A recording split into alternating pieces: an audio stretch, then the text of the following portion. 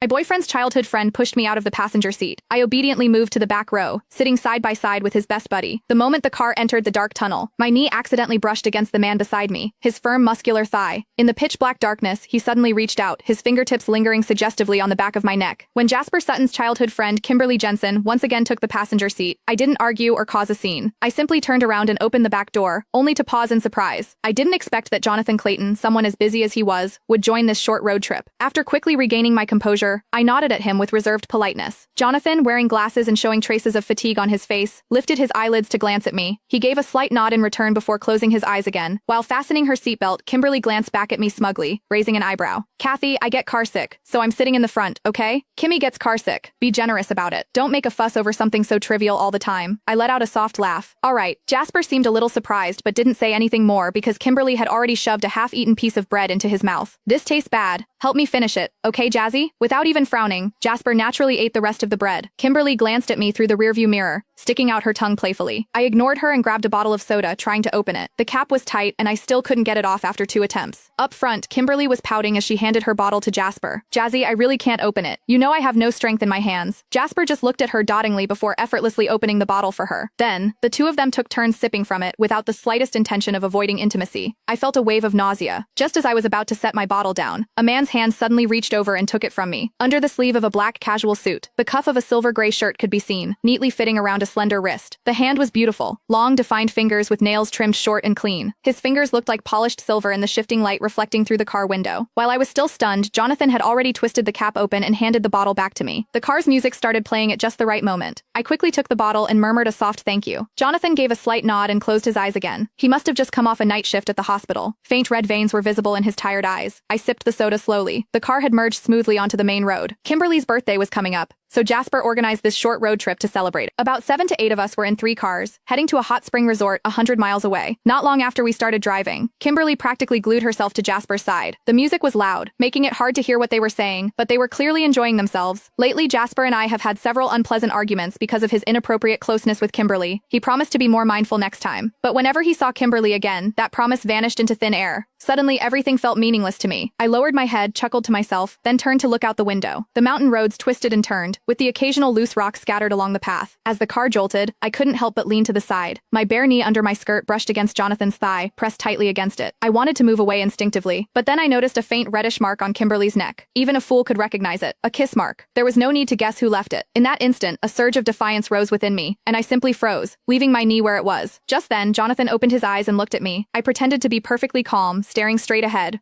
Click the link in my bio to get the full story for free.